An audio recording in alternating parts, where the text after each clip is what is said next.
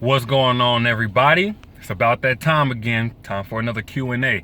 Now, for those who don't know, we do a Q&A every milestone on YouTube, Facebook, Instagram. Whatever new level that we reached, we do a new Q&A so that the people who just came on can get some questions answered. The most recent one was 700,000 followers on Instagram, which, again, thank you guys for that.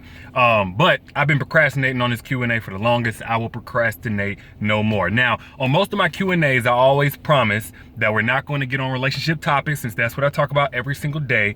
Today, I am going to keep that promise. We are going to stick to more personal questions. So if you come just for relationship advice and relationship dialogue, this probably ain't going to be your favorite video. But for everybody else who's interested in more about me, Derek Jackson, the person, let's just get right into it. All right. So I picked a couple of questions that I've been seeing. Damn, I was all the way up on the ceiling. That I've been seeing repeated on my live chats and my DMs, my messages. So I'll just kind of go at random. I didn't put everybody's name, but that's cool too. I did get this one though. Belize Spivey out of Auburn asked me, can you speak more about your rise to fame, internet fame? Belize, thank you for that question. And I've gotten it before, but let me just say this, internet fame, or fame period. I'm not famous, I think we all know that. But when it comes to internet fame, that's not something I really think about a lot. So I don't even know how to put into words, my journey or my rise to internet fame. That's not like a big part of my life. I'm actually surprised to this day still whenever somebody recognizes me out in public, because I'm really just doing my thing whenever I do it. I see the numbers, but I don't really realize people recognize me until I'm out and about. As far as the likes, the comments, the shares, it's a blessing to be able to see the movement grow the way it has grown over the last 5 years. But even that, I know some people get off on likes and shares, but if somebody close to me was to fall ill or pass away, likes and shares won't get them back. Likes and shares won't make them healthy again. If my house burned down tonight, God forbid, likes and shares wouldn't bring all my valuables back. It wouldn't bring my belongings back. So I don't put that much stake into it. Therefore, I don't think much about it, and it's difficult for me to answer that. For a better answer, I would say I could speak more to my rise to value. That's probably what would define my life on a personal level. Like, y'all know, I came from a single parent household, daddy gone, mama always working 2 or 3 jobs year round. And whenever she did come home, she needed time just to be a human and decompress and have some time for herself, because it's really difficult for anybody, but much less, a woman that doesn't make a whole lot of money to raise 5 kids on her own. With that came a misinterpretation on my part of my value, and feeling like I wasn't valued because I wasn't getting that attention from my parental unit like every child needs. And with that came me acting out, because that's how I thought I could get that attention. And the thing is, especially about little black boys, when we act out, it's not interpreted as, maybe he needs something emotionally. Maybe he's crying out for help or for somebody to let him know that he's important. It's always seen as, and this is what I was told growing up, I'm just another statistic waiting to happen.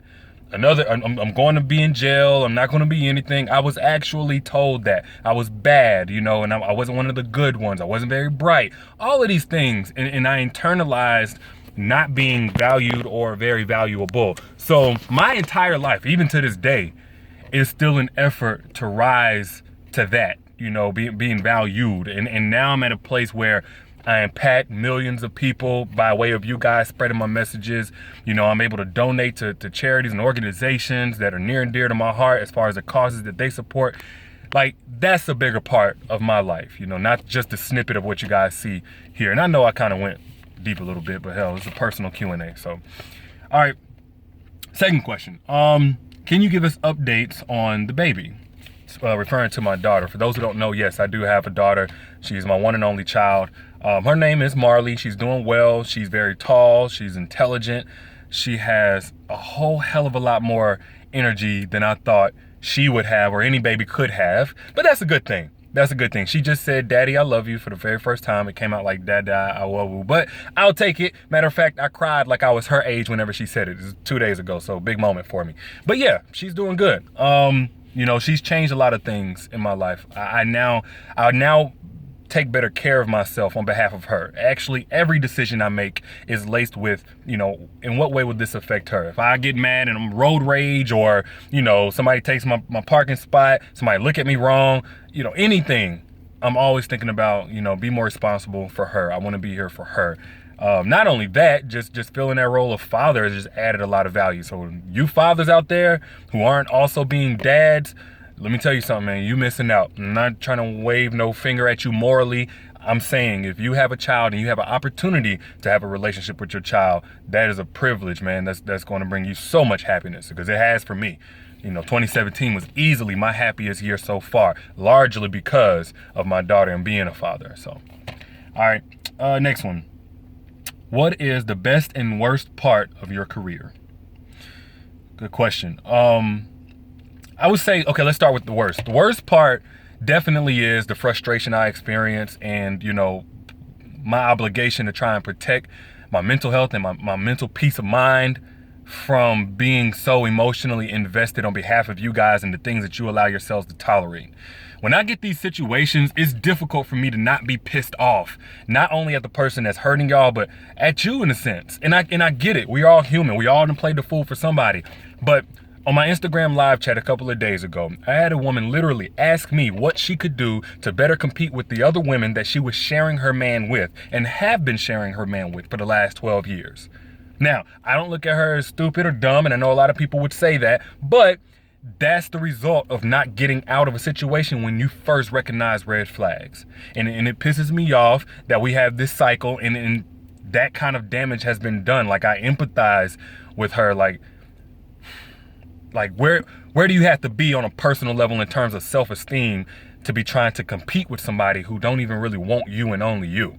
So anyway, that's probably the worst part. The second worst part is gotta be probably the trolling, you know, and not necessarily any insult. There's no insult that can come from a complete stranger that's going to get to me. The part that hurts, and I'll be honest, sometimes it does hurt. I know people are out here, oh, nothing affects me because I'm so grand and mature. Look, certain things hurt me. What hurts me is the consistency of who these trolls or who these trolls are and where they're coming from. Usually it's people that look like me, is what I'm saying. And anybody that knows anything about me knows that I hold my culture, my community near and dear to my heart. My brothers and my sisters, like I love my people. I love everybody, but I love my people. And to see my people make up 99% of those trying to tear down what I've worked so hard to build, that hurts. That reminder that there's a small group of people within my people who aren't in a better place, you know. And the only reason why I say it's tearing down and not just honest objectivity, you know, if you can Google my name, you can or podcast, look for videos, Facebook, Instagram. You look for my name, you're not going to be hard pressed to find this and be able to vouch for this. But whenever I used to look and do some digging or background searches on the people that were doing these things, one thing I noticed is that none of them ever said, you know what, I reached out to him personally to try and resolve my grievance with him. You know, I reached out to him, I DM'd him, I emailed him. It was always, every single time, I have a personal problem with him, so let me tell my followers, let me tell my subscribers, you know. And it was just like, that in itself comes with the territory, but the fact that it came from people that you root for and that you would like to have rooting for you, it hurts every now and then. So that's probably the second worst part. But what keeps me from dwelling on that is the best part, the fact that I'm making a real impact in people's lives. At times, you know, I've questioned whether or not I was just for entertainment, just something nice to hear and look at. But whenever I meet somebody, man, and they tell me a situation that they walked away from because of my videos, like I was at the Boston Celtics game recently, and a woman ran me down with tears in her eyes because she wanted to take a picture and also tell me how my videos had impacted her. Now, at first I thought she mistook me for like a Patriots player or something like that, and I was gonna have to let her down. But no, she was saying like my videos helped her get out of a situation that she was stuck in for years before she came across them. That, hands down, makes everything worth it. The trolling, the whatever, all of it, the emotional investment, it makes it worth it, hands down. When I meet y'all and y'all tell me the situations that y'all were in before my videos, before my words, and now that you're doing better and feeling better, living your best life, hands down, man, that's the best part of what I do and makes it all worth it. All right. Let's see. We'll try not to be on here too long. I'll move a little quicker here. Biggest misconceptions about me.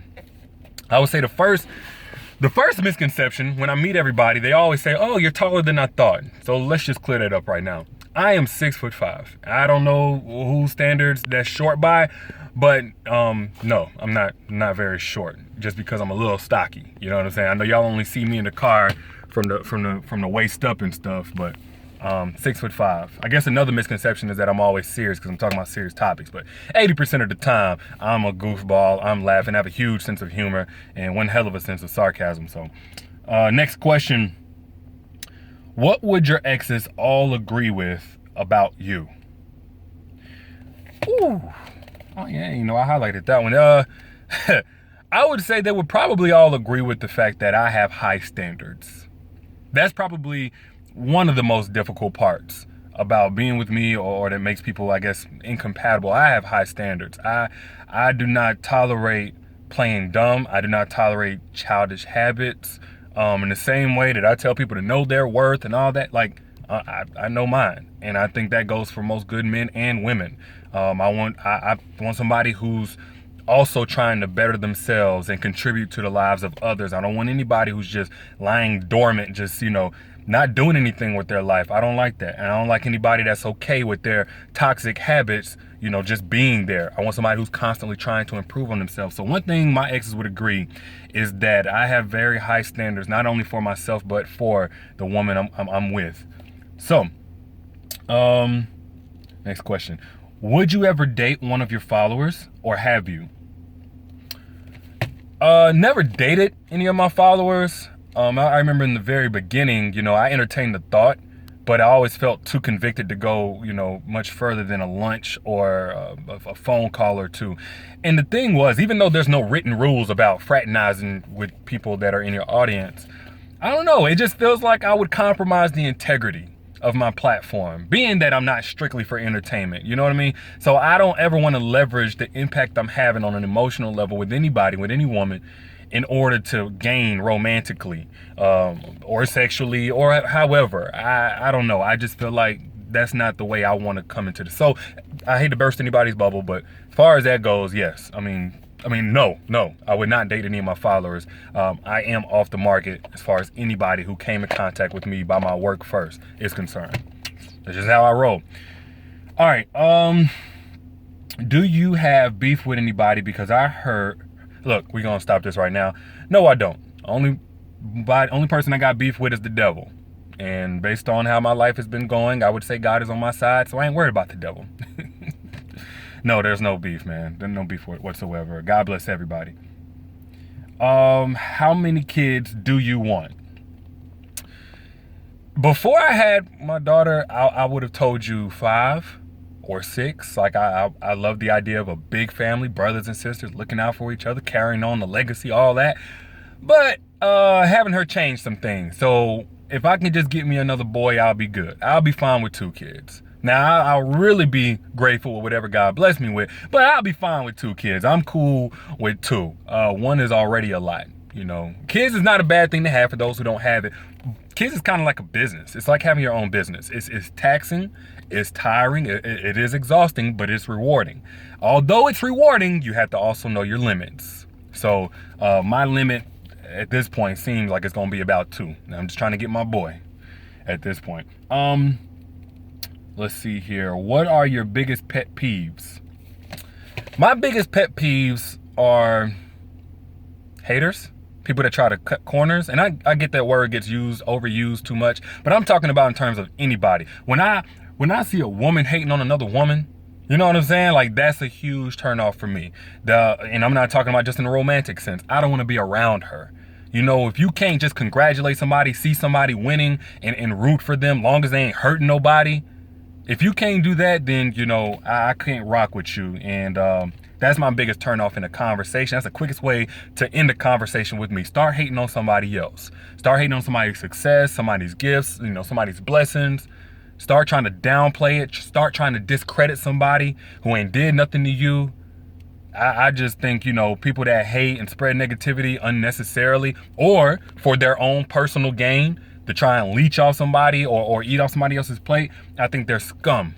They're just straight up. As somebody who prides himself in hard work and all, like, I think they're scum if you try to take away from somebody else's hard work. I do not like haters. That's my biggest pet peeve. One more question. What do you have planned next, business-wise? Well, to be honest, like, I don't have nearly as much planned as I normally would around this time. At this point, I'm really focused on one, being better in my role as a father and with my family. We were able to spend a lot more time together this past year, me and my family, my mom, my sisters, and I'm valuing that time more. So I'm just trying to be more consistent in that. I found a lot of happiness this past year. It had a lot to do with that. It had a lot to do with the fact that you guys continue to support me like crazy. Again, the numbers and all of that, the size of the movement is a blessing, even though it's not everything, but I still appreciate that right now, I think we're right at like 3 million people strong in the movement, and we reach over 20 million people every week. Y'all are liking, sharing, and commenting on my messages and sending them to all these people, impacting all these lives.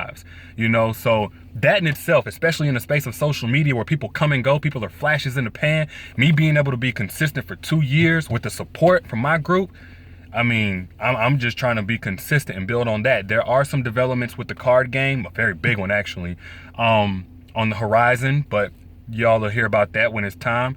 As far as my books go, I do have ACMH 3 in the works. For those who read Cheat Man's Heart 1 and 2, yes, the saga of Sean and Jazz and Danielle will continue this year, so look out for that. But yeah, man, I'm just interested in consistency, peace of mind, and making sure, again, that I give my 100% best effort to my new roles in life that I currently have and are getting ready to walk into.